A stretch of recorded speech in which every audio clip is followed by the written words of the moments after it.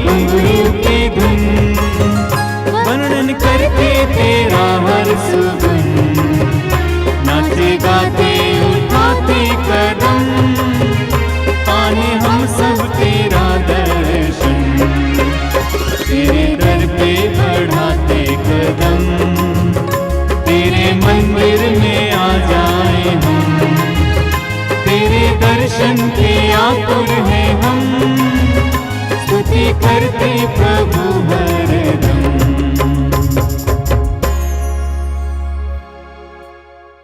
पिता और पुत्र और पवित्र आत्मा के नाम पर आमीन। हमारे प्रभु यीशु क्रिस्त की कृपा, ईश्वर का प्रेम तथा पवित्र आत्मा का साहचर्य आप सबों को प्राप्त हो। और आपको भी। क्रिस्त में प्रिय भाइयों एवं बहनों, हम लोग आज आगमन के चौथे रविवार में प्रवेश किए हैं। यह अंतिम रविवार है। उसके बाद कुछ ही दिनों में हम यीशु मसीह के जन्म उत्सव का त्यौहार मनाएंगे। आगमन का समय हमारे लिए तैयारी का समय है। हमें बार बार आमंत्रित किया जाता है कि हम अपने आप को मसीह की अगवानी के लिए तैयार करें, और यह समय हमें कलीसिया प्रदान करती है कि हम केवल बाह्य रूप से ही नहीं लेकिन आंतरिक रूप से भी अपने आप को तैयार करें। 4 सप्ताह कलीसिया हमें देती है कि इन 4 सप्ताह के दौरान हम अपने जीवन को सही तरीक़ा से सही दिशा की ओर मोड़ सकें।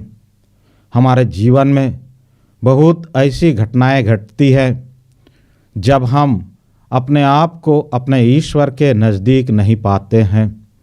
हम किसी न किसी रूप में अपने प्रभु से दूर चले जाते हैं। कलीसिया हमें आमंत्रित करती है इन 4 सप्ताहों के दौरान कि हम प्रभु के पास लौटें।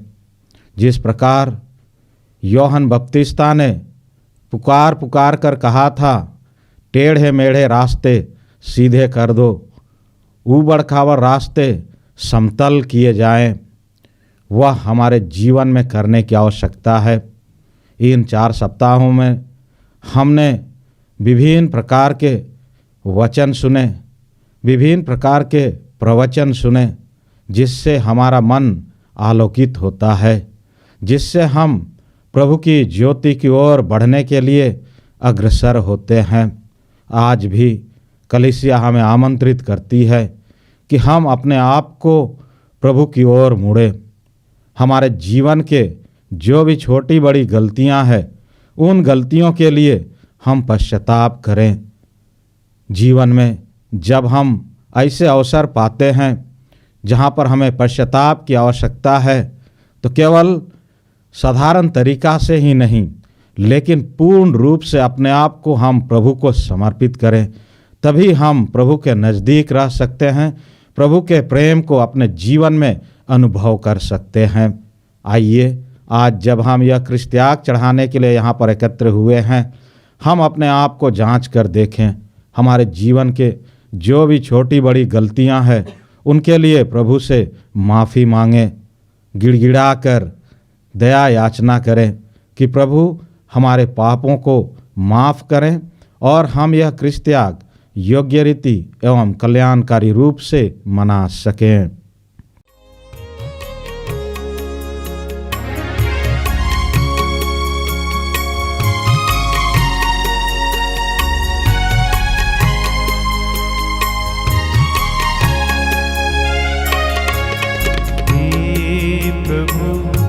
दया करो, मुझसे दया मांगते। हे प्रभु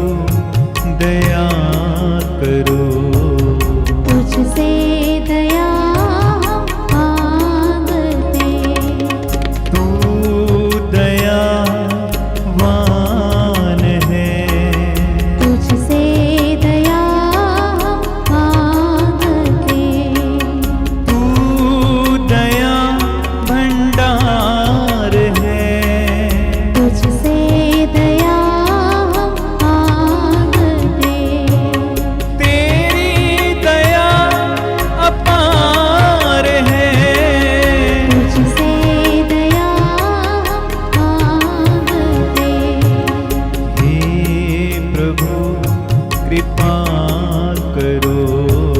मुझसे कृपा मांगते, हे प्रभु क्षमा करो।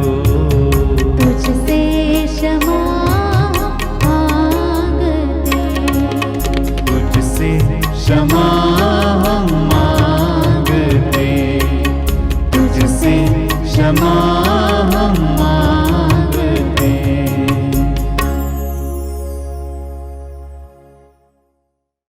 सर्वशक्तिमान ईश्वर हम लोगों पर दया करें और हमारे पाप क्षमा कर हमको अनंत जीवन प्रदान करें। आमीन। जो भी हमारे व्यक्तिगत निवेदन है, आवश्यकताएं हैं, आज हम विशेष रूप से फिर से एक बार प्रभु के चरणों में समर्पित करते हैं कि प्रभु हमारी आवश्यकताओं को अपने अनुसार सुने और उसे हल करें। जो भी समस्याएं हैं, बीमारी हैं, उनको हम प्रभु को पूरे हृदय से चरणों में समर्पित कर दें, जिससे हम प्रभु की कृपा अपने जीवन में हमेशा पा सकें। आइए अपने व्यक्तिगत निवेदनों को हम कलीसिया की प्रार्थना के साथ पिता ईश्वर को समर्पित करें। हम प्रार्थना करें। हे प्रभु, हमने स्वर्गदूत के संदेश द्वारा तेरे पुत्र यीशु ख्रिस्त का देदारन जान लिया है।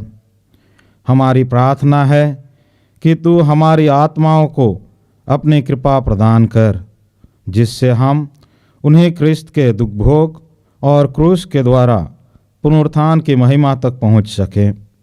हम यह मांगते हैं अपने प्रभु और तेरे पुत्र यीशु ख्रिस्त के द्वारा, जो ईश्वर होकर तेरे तथा पवित्र आत्मा के साथ युगान युग जीते और राज्य करते हैं। आमीन।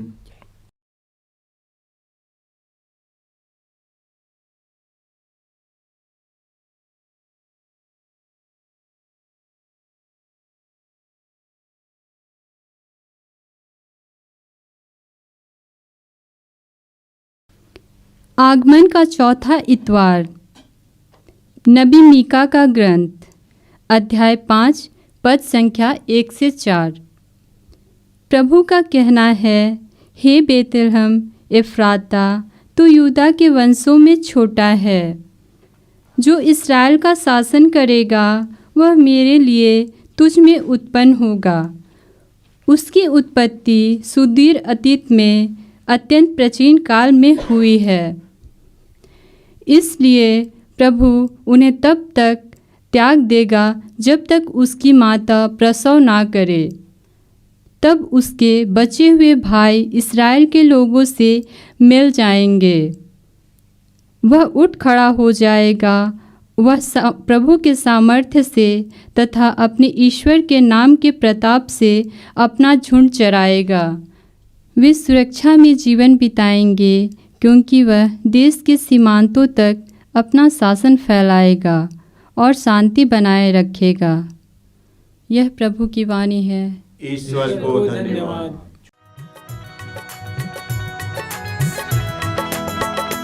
प्रभु तू मेरा रखवाला, प्रभु तू है मेरा उजाला, प्रभु तू मेरा रखवाला, प्रभु तू है मेरा उजाला, प्रभु तू सब देने वाला, प्रभु तू है मेरा वाला, प्रभु तू सब देने वाला, प्रभु तू है मेरा वाला, प्रभु तू मेरा रखवाला, प्रभु तू है मेरा उजाला, प्रभु तू मेरा रखवाला, प्रभु तू है मेरा उजाला। मेरे जीवन का तू सहारा है, प्रभु तू ही मेरा किनारा है। मेरे जीवन का तू सहारा है,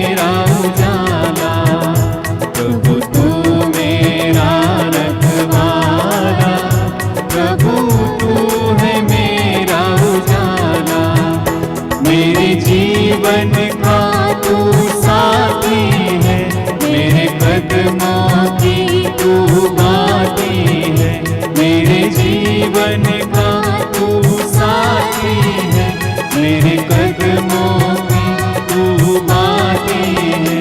प्रभु तू सब देने वाला, प्रभु तू है मेरा उजाला, प्रभु तू सब देने वाला, प्रभु तू है मेरा वाला, प्रभु तू मेरा रखवाला, प्रभु तू है मेरा उजाला, प्रभु तू मेरा रखवाला, प्रभु तू है मेरा उजाला।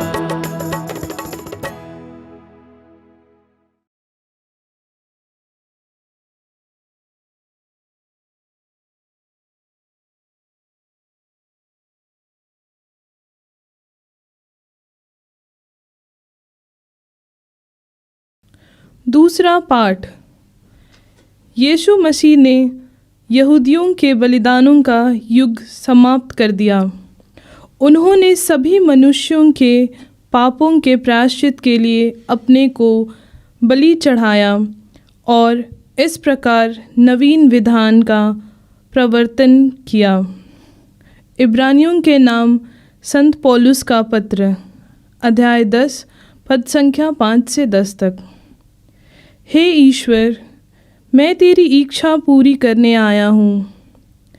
मसीह ने संसार में आकर यह कहा, तूने ना तो यज्ञ चाहा और ना चढ़ावा, किंतु तूने मेरे लिए एक शरीर तैयार किया है। तू ना तो होम से प्रसन्न हुआ और ना प्रायश्चित के बलिदान से। इसलिए मैंने कहा, हे ईश्वर, मैं तेरी इच्छा पूरी करने आया हूँ। जैसा कि धर्म ग्रंथ में मेरे विषय में लिखा हुआ है। मसीह ने पहले कहा, तूने यज्ञ, चढ़ावा, होम अथवा प्रायश्चित का बलिदान नहीं चाहा। तू उनसे प्रसन्न नहीं हुआ, यद्यपि ये सब संहिता के अनुसार ही चढ़ाए जाते हैं। तब उन्होंने कहा, देख, मैं तेरी इच्छा पूरी करने आया हूँ। इस प्रकार वह पहली व्यवस्था को रद्द करते और दूसरी का प्रवर्तन करते हैं। यीशु मसीह के शरीर के एक ही बार बलि चढ़ाए जाने के कारण हम ईश्वर की इच्छा के अनुसार पवित्र किए गए हैं। यह प्रभु की वाणी है। ईश्वर को धन्यवाद।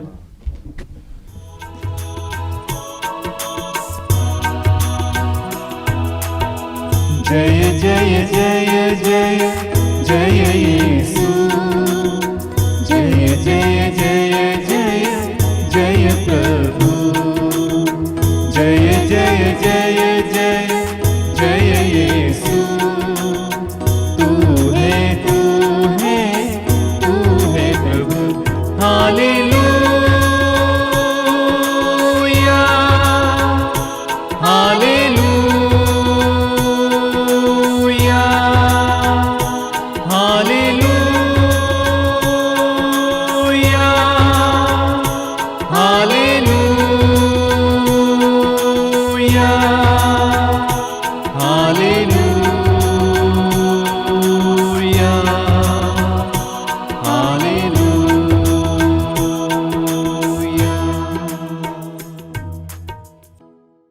प्रभु आप लोगों के साथ हो और आपके साथ भी। संत लूकस के अनुसार पवित्र सुसमाचार, प्रभु की जय।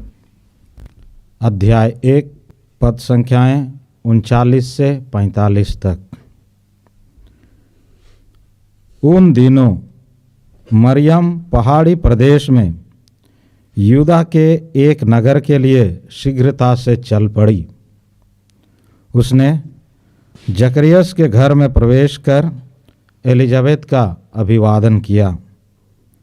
ज्यों ही एलिजाबेथ ने मरियम का अभिवादन सुना, बच्चा उसके गर्भ में उछल पड़ा और एलिजाबेथ पवित्र आत्मा से परिपूर्ण हो गई। वह ऊंचे स्वर से बोल उठी, आप नारियों में धन्य हैं और धन्य है आपके गर्भ का फल। मुझे यह सौभाग्य कैसे प्राप्त हुआ कि मेरे प्रभु की माता मेरे पास आई? क्योंकि देखिए, ज्यों ही आपका प्रणाम मेरे कानों में पड़ा, बच्चा मेरे गर्भ में आनंद के मारे उछल पड़ा। और धन्य है आप जिन्होंने यह विश्वास किया कि प्रभु ने आपसे जो कहा वह पूरा हो जाएगा। यह प्रभु का सुसमाचार है। क्रिस्त प्रभु की जय। क्रिस्त में प्रिय भाइयों एवं बहनों, जैसे कि हमने शुरू में ही सुना कि आज हम लोग आगमन के चौथे रविवार में हैं। यह रविवार हमारे लिए विशेष है। आज के तीनों पाठ हमें कुछ बातों पर मनन चिंतन करने के लिए आमंत्रित करता है। यह तीनों पाठ हमारे लिए बहुत ही महत्वपूर्ण है। पहला पाठ हमने नबी मीका के ग्रंथ से सुना। दूसरा पाठ इब्रानियों के नाम संत पौलुस का पत्र और संत लूकस का सुसमाचार। ये तीनों पाठ हमें 3 बिंदुओं पर मनन चिंतन करने के लिए आमंत्रित करती है। पहले पाठ जो हमने नबी मीका के ग्रंथ से सुना है, उसमें कहा गया है कि हे बेतलेहम एफ्राता, तू यूदा के वंशों में छोटा है, जो इस्राएल का शासन करेगा। नबी मीका उस बेतलेहम के बारे में बताते हैं जो सबसे छोटा है। उस समय में जब बेतलेहम की बात होती है तो बेतलेहम एक ऐसा जगह था जिसके बारे में बहुत कम ही लोगों को जानकारी थी। बहुत ही कम लोग उसके बारे में जानते थे और उनकी चर्चा किया करते थे। इसलिए बेतलेहम एक ऐसा जगह था जो नगण्य था। उसमें किसी भी प्रकार की चहल पहल नहीं थी, शोर शराबा नहीं था, वह शांत जगह था। उस बेतलेहम के बारे में बहुत कम ही लोग जानते थे, लेकिन नबी मीका उस बेतलेहम को महान बनाते हैं। इसलिए मुक्ति के इतिहास में बेतलेहम का बहुत बड़ा योगदान रहा है। बेतलेहम एक ऐसा जगह बन गया जहाँ पर मुक्तिदाता का आगमन हुआ। बेतलेहम का अर्थ ही है रोटी का घर। वह रोटी का घर जो मनुष्यों को मुक्ति दिलाता है। वह रोटी का घर जहाँ पर मनुष्यों को अनंत जीवन का स्रोत मिलता है। और वह रोटी का घर जहाँ पर स्वयं प्रभु यीशु ख्रिस्त वास करते हैं। जिस भी व्यक्ति को मुक्ति की भूख लगती है उसे यीशु पूरा करते हैं, और वह हमें बेतलेहम से ही मिलता है। जब प्रभु यीशु ख्रिस्त ने 5 रोटी और 2 मछलियां से 5000 से भी ज़्यादा लोगों को खिलाया, लोग तृप्त हो गए। वे केवल शारीरिक भूख ही नहीं लेकिन आध्यात्मिक भूख भी मिटाते हैं। इसलिए लोगों ने यीशु से कहा, प्रभु आप हमें सदा वही रोटी दिया करें। यीशु उनसे कहते हैं, जीवन की रोटी मैं हूँ। जो मेरे पास आता है उसे कभी भूख नहीं लगेगी, और जो मुझ में विश्वास करता है उसे कभी प्यास नहीं लगेगी। संत योहन का सुसमाचार अध्याय 6 पद संख्या 34 और 35 में ये बातें हम पढ़ते हैं। प्रभु यीशु में जो अपना विश्वास प्रकट करता है उसको कभी भूख या प्यास नहीं लगती है। वह बेतलेहम जिसको लोग शायद नहीं जानते थे, नबी मीका के द्वारा एक ऐसा शहर बनता है जिसके बारे में पूरे विश्व में लोग जानना शुरू करते हैं, क्योंकि वह जीवन की रोटी प्रभु यीशु ख्रिस्त स्वयं वहाँ से आते हैं और प्रभु के सामर्थ्य से और अपने ईश्वर के प्रताप के नाम से वह अपना झुंड चराएगा। जो भविष्यवाणी नबी मीका ने की थी, वह भविष्यवाणी प्रभु यीशु ख्रिस्त के जीवन में पूरा होता है। प्रभु यीशु ख्रिस्त एक भला चरवाहा के रूप में आते हैं, क्योंकि उन्होंने स्वयं कहा है, मैं भला चरवाहा हूँ। प्रभु यीशु अपने भेड़ों की रक्षा, उनकी देखभाल करते हैं। चाहे कोई भी भेड़ें जब भटक जाती है, प्रभु यीशु स्वयं उन्हें ढूंढने के लिए निकलते हैं। वह 99 भेड़ों को छोड़ करके एक खोई हुई भेड़ की तलाश में जाते हैं, जिससे वह खोई हुई भेड़ें उनके झुंड में आ सकें। ये बातें नबी मीका ने बहुत पहले ही भविष्यवाणी की थी और यीशु ख्रिस्त में यह भविष्यवाणी पूरी होती है। इसलिए प्रथम पाठ के द्वारा हमें जो संदेश दिया जाता है वह यह है कि बेतलेहम जो रोटी का घर है, प्रभु यीशु ख्रिस्त के रूप में हमारे सामने आते हैं, जो हमको अनंत रोटी देते हैं, जो हमको कभी न भूख लगने वाली रोटी से तृप्त करते हैं। वह हमारी रक्षा करते हैं, वह झुंड की देखभाल करते हैं। नबी मीका हमें संदेश देते हैं कि हम भी उस झुंड में सम्मिलित हो जाएं, हम भी उस रोटी के लिए लालायित रहें, जिससे वह जब इस राज्य में, इस संसार में शासन करने के लिए आएंगे तो चारों तरफ शांति बनाए रखेंगे। जो व्यक्ति के जीवन में अशांत मन होता है, व्यक्ति अशांत रहता है, प्रभु यीशु ख्रिस्त को पाने के बाद, जीवन की रोटी को पाने के बाद उसके मन में शांति आ जाती है।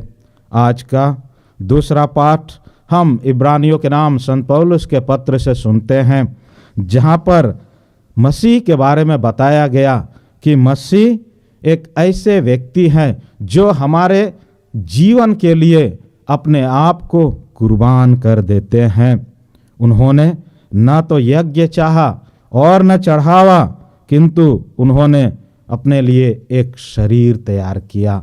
वह शरीर जो क्रूस पर अर्पित किया गया और इसको माता मरियम ने अपने जीवन में बहुत ही बखूबी निभाई।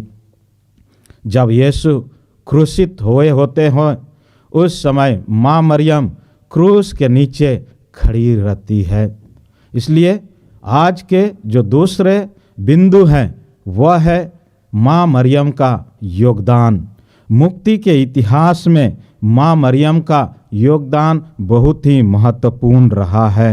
अगर माँ मरियम अपने जीवन में गाब्रियल दूत के संदेश के प्रति हाँ नहीं कहती, यीशु ख्रिस्त इस संसार में नहीं आते और हम सब के सब उस मुक्ति से वंचित रह जाते।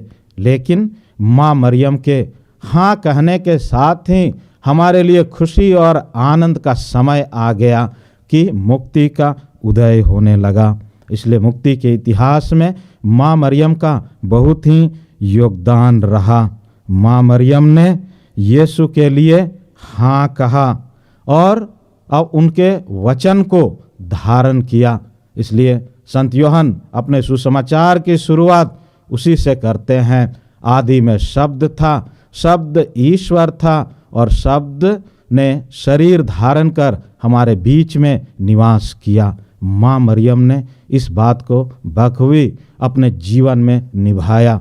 उस शब्द को उन्होंने धारण किया और समाज की अड़चनों के बावजूद भी उसे इस संसार में लेकर आई। इतना ही नहीं, माँ मरियम मनुष्य के जीवन में एक मध्यस्थ बनती है। जिस प्रकार वह यीशु ख्रिस्त को इस संसार में लाने के लिए मध्यस्थ बनी, उसी प्रकार जब एक विश्वासी माँ मरियम से प्रार्थना करता है या करती है, माँ मरियम उनके लिए एक मध्यस्थ बनती है। वह पिता परमेश्वर के पुत्र को इस संसार में लेकर आती है। उन्होंने इस बात को बिना शर्त अपने जीवन में स्वीकार किया, इसलिए मुक्ति के इतिहास में माँ मरियम का योगदान रहा है। उन्होंने यीशु ख्रिस्त को अपने कोख में पालने के लिए ईश्वर से कोई भी शर्त नहीं रखी, वह बिना शर्त के तैयार हुई, जिसके चलते मुक्तिदाता इस संसार में आए। उन्होंने अपने जीवन में आगे पीछे नहीं सोचा कि लोग क्या कहेंगे, लोग क्या बोलेंगे, लेकिन उन्होंने केवल ईश्वर के वचन पर विश्वास किया कि जो कुछ भी होगा ईश्वर की इच्छा के अनुसार होगा और जो कुछ भी होगा वह अच्छा ही होगा।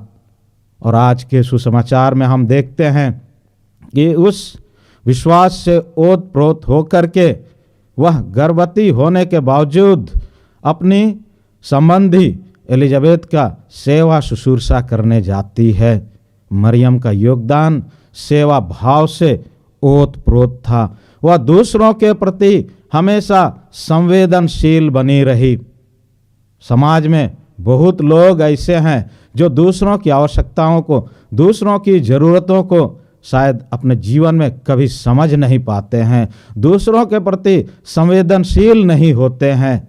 कोई व्यक्ति अगर मरता है, कोई व्यक्ति पीड़ित है, बहुत लोग सोचते हैं इससे हमें क्या, हमको क्या लेना देना है। माँ मरियम हमारे लिए एक उदाहरण बनती है कि हम दूसरों की ज़रूरतों के प्रति, दूसरों की आवश्यकताओं के प्रति हमेशा संवेदनशील बने रहें। जिस प्रकार माँ मरियम ने एलिजाबेथ की सेवा शुश्रूषा की, उसके प्रति संवेदनशील बनी रही, उसी प्रकार हम भी प्रभु की कृपा से हमेशा अपने जीवन में संवेदनशील बने रहें।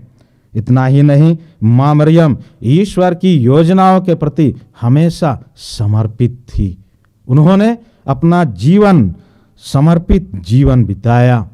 इसलिए संत लूकास के सुसमाचार अध्याय 1 पद संख्या 38 में कहती है, मैं प्रभु की दासी हूँ, आपका कथन मुझ में पूरा हो। वह पूर्ण रूप से अपने ईश्वर पर, अपने प्रभु पर समर्पित थी कि वह प्रभु की इच्छाओं को अपने जीवन में पूरे होना देखना चाहती है। और आज के तीसरे बिंदु पर जब हम मनन चिंतन करते हैं तो वह है हमारा योगदान। पहले पाठ में बेतलेहम का योगदान हमने सुना, सुसमाचार में मरियम का योगदान हमने सुना, और तीसरे बिंदु पर हम अपना योगदान के बारे में देखें कि हमारे योगदान ईश्वर के राज्य के विकास के लिए कितना है। हम किस प्रकार ईश्वर के राज्य के विकास के लिए कार्य करते हैं।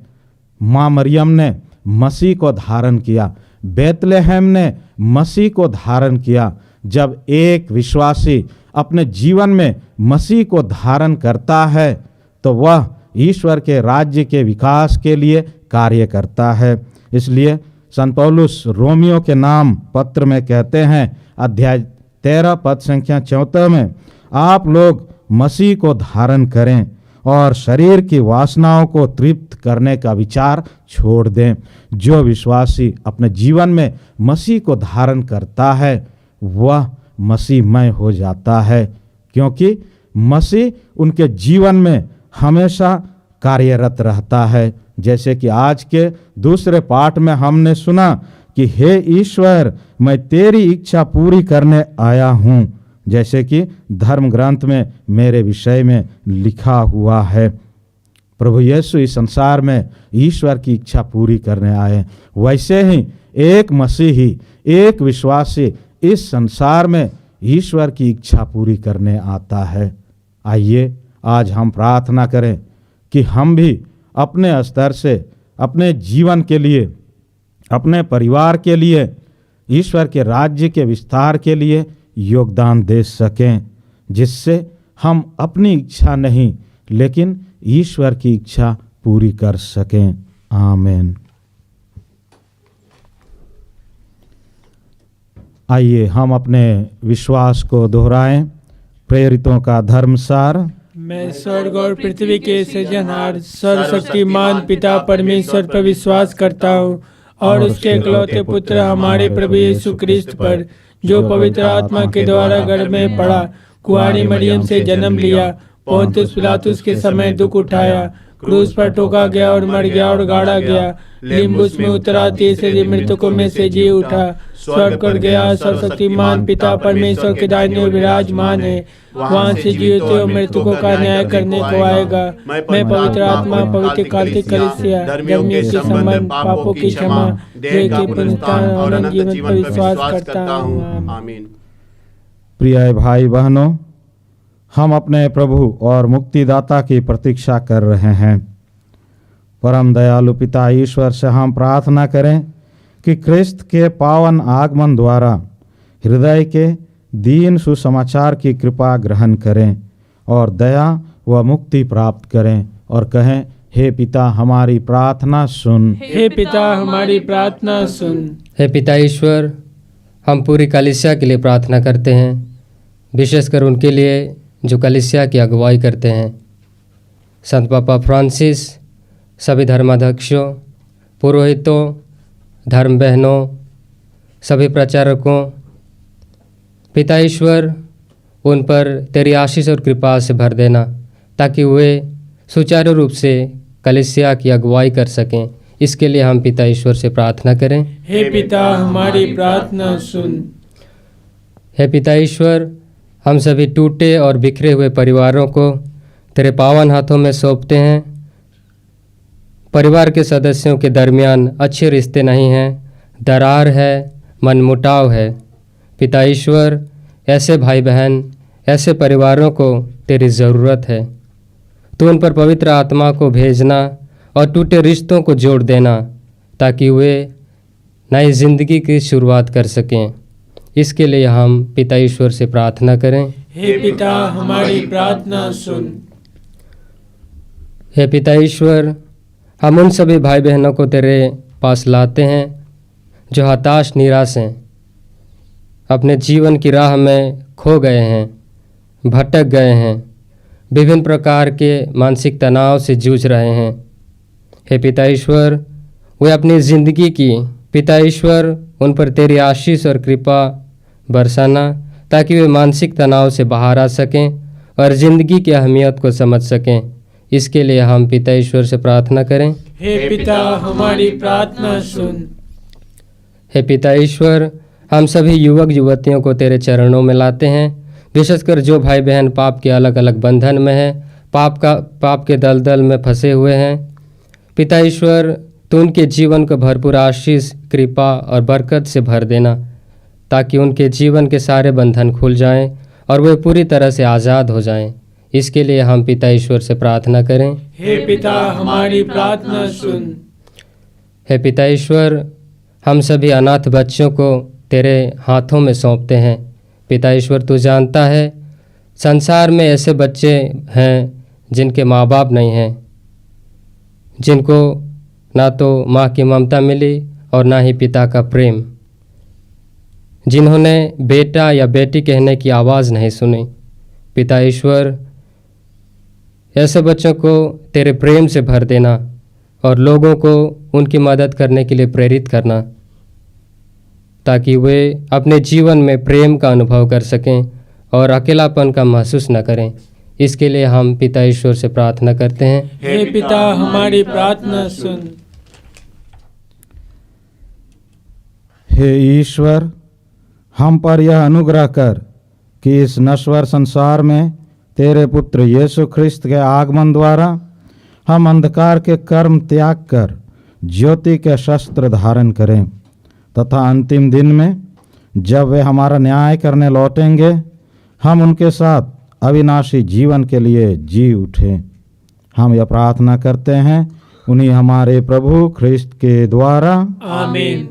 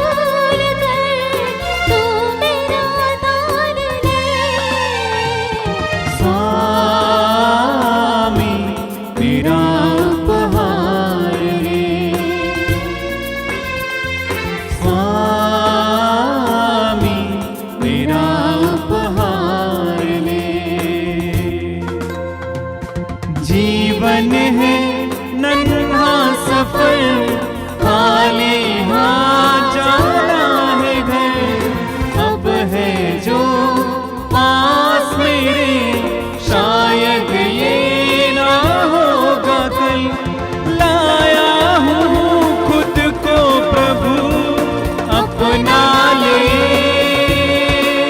मेरा दान स्वामी मेरा उपहार ले।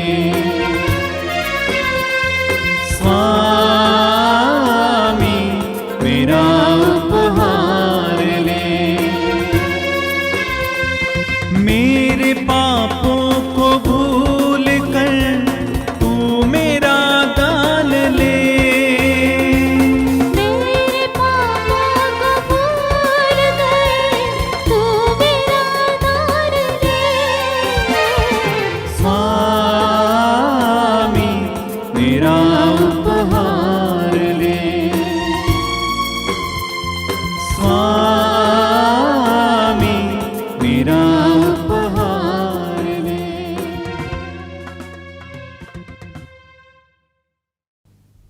प्रिय भाइयों बहनों, प्रार्थना कीजिए कि सर्वशक्तिमान पिता ईश्वर मेरा और आप लोगों का यह बलिदान ग्रहण करें। प्रभु अपने नाम की स्तुति तथा महिमा के लिए और हमारे तथा अपने समस्त पवित्र कलीसिया के लाभ के लिए आपके हाथों से बलिदान ग्रहण करे। हे प्रभु, जिस पवित्र आत्मा के सामर्थ्य से कुंवारी मरियम गर्भवती हुई, वही हमारे इन सब दानों को पवित्र करे। यह वर दे हमारे प्रभु ख्रिस्त के द्वारा। आमीन।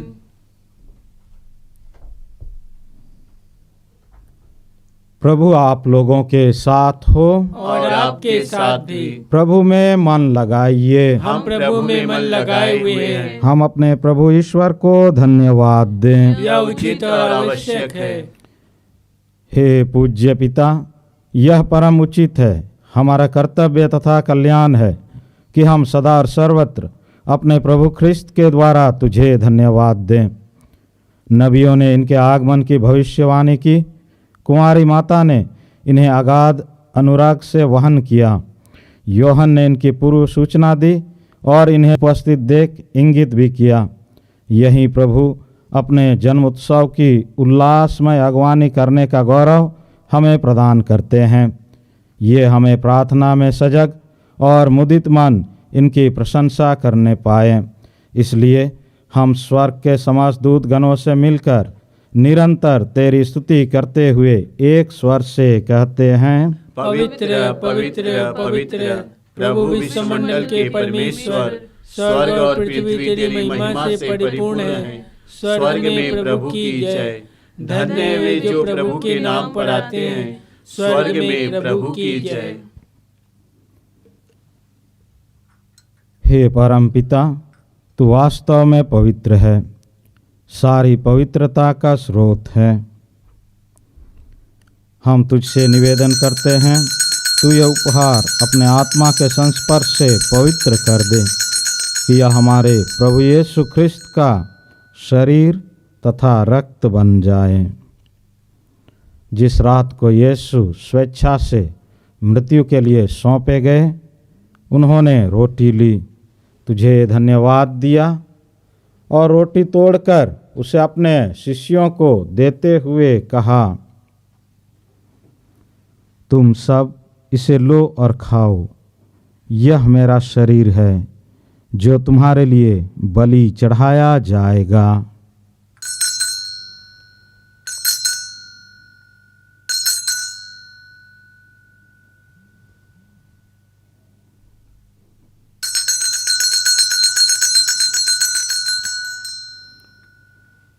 इसी भांति भोजन के बाद उन्होंने कटोरा लिया, तुझे धन्यवाद दिया और उसे अपने शिष्यों को देते हुए कहा, तुम सब इसे लो और पियो, यह मेरे रक्त का कटोरा है, नवीन और अनंत व्यवस्थान का रक्त, जो तुम्हारे और बहुतों के पापों की क्षमा के लिए बहाया जाएगा। तुम मेरी स्मृति में यह किया करो।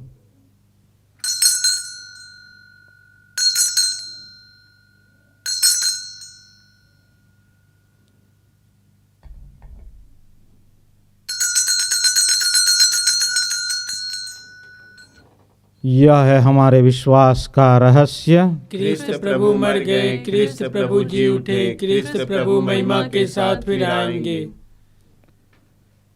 हे परमपिता, यह आज्ञा मानकर हम अपने प्रभु की मृत्यु और पुनरुत्थान की स्मृति में तुझे जीवन की रोटी और मुक्ति का कटोरा चढ़ाते हैं। हम तुझे धन्यवाद देते हैं कि तूने हमें अपने सम्मुख उपस्थित होने और अपनी सेवा करने का सौभाग्य प्रदान किया है।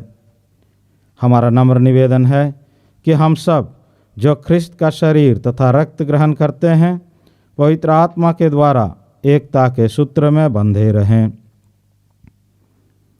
प्रभुवर, हमारे संत पिता फ्रांसिस, हमारे धर्माध्यक्ष यूजिन जोसेफ और सभी याजकों के साथ विश्व भर में फैली अपनी कलीसिया की सुधि ले तथा इसे प्रेम में सिद्ध बना दे। हे प्रभु, हमारे उन भाई बहनों की भी सुधि ले जो पुनरुत्थान की आशा में परलोक सिधार चुके हैं। उन्हें और सभी मृतकों को अपने पुण्य दर्शन का सौभाग्य प्रदान कर। हम सब पर दया दृष्टि डाल कि हम भी अनंत जीवन के सहभागी बने और ईश्वर की माता धन्य कुमारी मरियम, उनके अति शुद्ध वर संत जोसेफ, प्रेरितगण और सब संतों के साथ जो युग युग में तेरे विश्वस्त सेवक सेविकाएं बने रहें, तेरा स्तुति गान कर सकें, तेरे पुत्र यीशु ख्रिस्त के द्वारा। आमीन।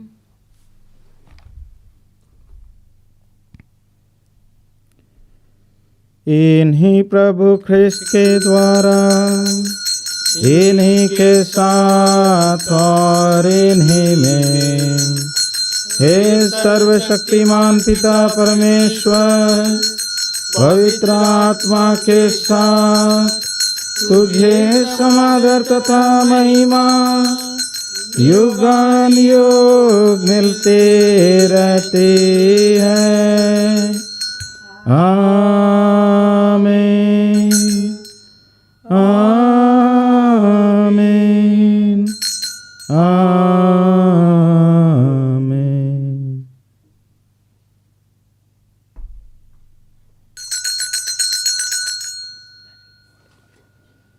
आइए हम सब मिलकर प्रार्थना करें जैसे प्रभु यीशु ने हमें सिखलाया है। हे हमारे पिता जो स्वर्ग में है, तेरा नाम पवित्र माना जाए, तेरा राज्य आवे, तेरी इच्छा जैसे स्वर्ग में है वैसे इस पृथ्वी पर भी पूरी हो। हमारा प्रतिदिन का आहार आज हमें दे और हमारे अपराध हमें क्षमा कर जैसे हम भी अपने अपराधियों को क्षमा करते हैं, और हमें परीक्षा में न डाल परंतु बुराई से बचा। हे प्रभु, हम तुझसे प्रार्थना करते हैं, सभी बुराइयों से हमें बचा और इस जीवन में हमें कृपा पूर्वक शांति प्रदान कर। हम तेरी दया से सदा पाप से दूर और हर विपत्ति से सुरक्षित रहें और उस दिन की प्रतीक्षा करते रहें जब हमारे मुक्तिदाता यीशु ख्रिस्त फिर प्रकट होकर हमारी मंगलमय आशा पूरी करेंगे। क्योंकि तेरा राज्य, तेरा सामर्थ्य और तेरी महिमा अनंत काल तक बनी रहती है। हे प्रभु यीशु ख्रिस्त, तूने अपने प्रेरितों से कहा है, मैं तुम्हारे लिए शांति छोड़ जाता हूँ, अपनी शांति तुम्हें प्रदान करता हूँ। तू हमारे पापों पर नहीं, अपनी कलीसिया के विश्वास पर दृष्टि डाल और उसे शांति तथा एकता प्रदान कर। तू युगान युग जीता और राज्य करता है। आमीन। प्रभु की शांति सदा आप लोगों के साथ रहे और आपके साथ भी। हम परस्पर शांति अभिवादन करें। हे ईश्वर के मेमने जो संसार के पाप हर लेता है, हम पर दया कर। हे ईश्वर के मेमने जो संसार के पाप हर लेता है, हम पर दया कर।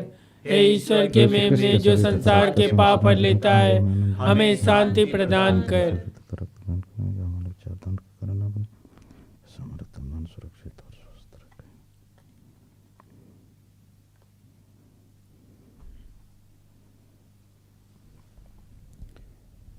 देखिए ईश्वर का मेमना जो संसार के पाप हर लेता है। धन्य हम सब जो प्रभु के इस भोज में बुलाए गए हैं। हे प्रभु, मैं इस योग्य नहीं हूँ कि आप मेरे यहाँ आवे, किंतु एक ही शब्द कह दे और मेरी आत्मा चंगी हो जाएगी।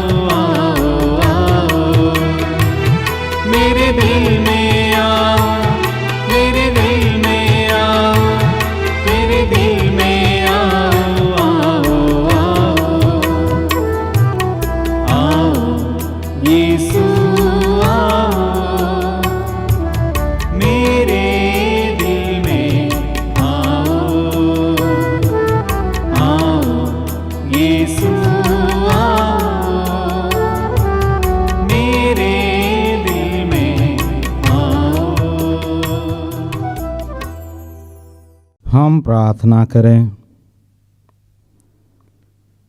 हे सर्वशक्तिमान ईश्वर, अनंत मुक्ति की यह धरोहर ग्रहण कर हम तुझसे निवेदन करते हैं कि जैसे जैसे प्रभु का शुभ जन्म उत्सव निकट आ रहा है, हम उसके लिए अपने को सुयोग्य रीति से तैयार करें।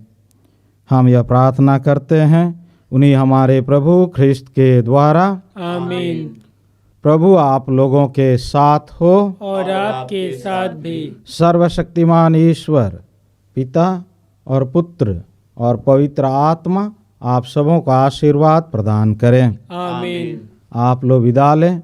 प्रभु की शांति साथ रहें। ईश्वर को धन्यवाद।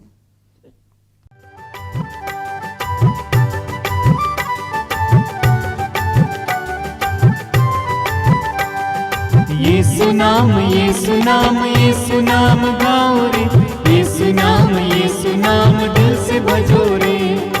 यीशु नाम गाओ रे।